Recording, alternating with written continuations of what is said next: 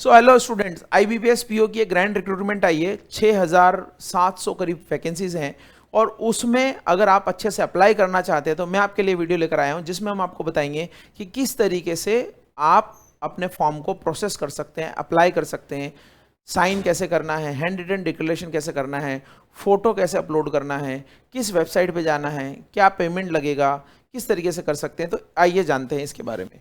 सबसे पहले आप देख सकते हैं कि अल्टीमेट ब्लूप्रिंट है, मास्टर प्रिंट है, तो आईबीपीएस 2026 की एप्लीकेशन के बारे में। तो ये वीडियो आप बस 10 मिनट में मैं आपको सारी चीज़ें बता दूंगा।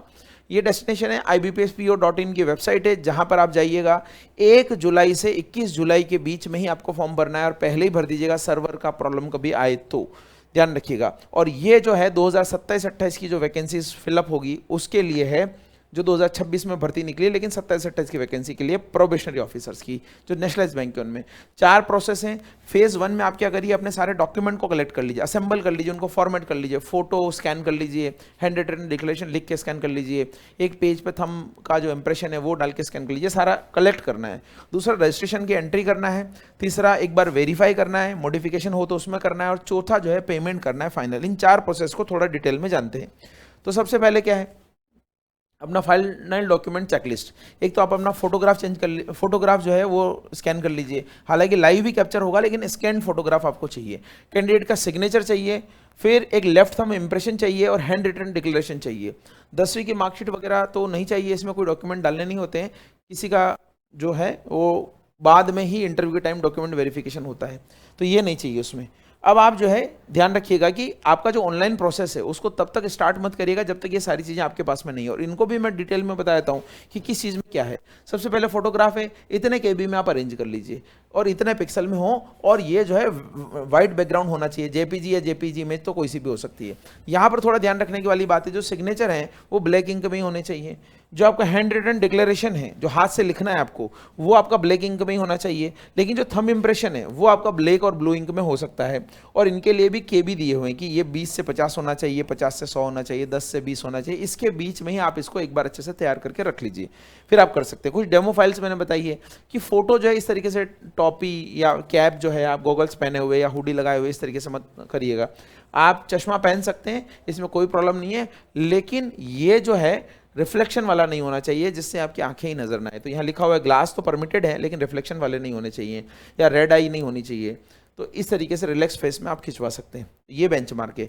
और यहाँ पर ड्यूल वेरिफिकेशन होगा, आप जो फोटो अपलोड करेंगे उसके साथ साथ ही आपका ड्यूल वेरिफिकेशन होने में जो आपका लाइव कैमरा है वो भी आपका कैप्चर करेगा फोटो, ठीक है। और ये आपका ब्लैक इंक से साइन करने, सिग्नेचर करने, ध्यान रखिएगा कैप्स जो है अलाउड नहीं है।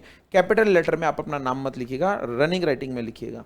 और अगर आप थंब इंप्रेशन की बात करें तो ब्लू और ब्लैक इंक दोनों में चल सकता है, लेकिन ये सिर्फ ब्लैक इंक में ही चलेगा। और हम बात करें हैंड रिटन डिक्लेरेशन की, तो इंग्लिश में ही लिखना है। ऐसा नहीं कि आप सोचो कि मेरा तो हिंदी मीडियम है तो मैं हिंदी में ट्रांसलेट कर देता हूँ एआई से, ऐसा नहीं करना है। साइज़ क्या है ये मैं पहले बता चुका हूँ, 50 से 100 KB की। इसके अलावा ब्लॉक क्या कैपिटल लेटर्स में नहीं है, जैसा ये लिखा है वैसा का वैसा, और ब्लैक इंक में ही करना है, फिर इसको अपलोड करना है। तो ये जो है मेन चीज़ें हैं जो मैंने आपको बताई है। आप आईबीपीएस वीओ वेबसाइट पे जाइए, वहाँ पर CRP PO MT जो 16 नंबर आया है उसको क्लिक करिए, वहाँ पर रजिस्ट्रेशन प्रोसेस स्टार्ट करिए। और जैसे ही सारी चीज़ें हो जाती है तो आपका रजिस्ट्रेशन नंबर जनरेट हो जाएगा। उस रजिस्ट्रेशन नंबर के माध्यम से आप लॉगिन भी कर सकते हैं बाद में।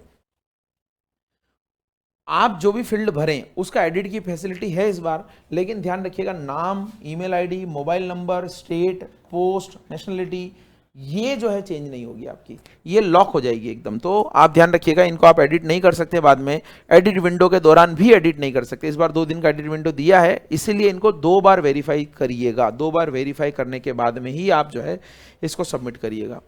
अब हमारे पास में ये एडिट विंडो की भी डिटेल है कि 200 रुपये का चार्ज देके आप अपनी डिटेल को मॉडिफाई कर सकते हैं, लेकिन उन लॉक्ड फैसिलिटीज़ को नहीं कर सकते हैं। जब भी आप अगर ऐसा करते हैं तो एक बार के लिए आप ध्यान रखिएगा कि सारे एडिट एक ही बार में करने, एक एडिट नहीं करना है, एक ही बार मिलेगी फैसिलिटी इसलिए। तो ये जो वर्ल्ड फील्ड वाले नाम है वो नहीं कर सकते, उसके अलावा आप सारे कर सकते हैं। 2 दिन के लिए विंडो खुलेगा, 22 तारीख और 23 तारीख के लिए।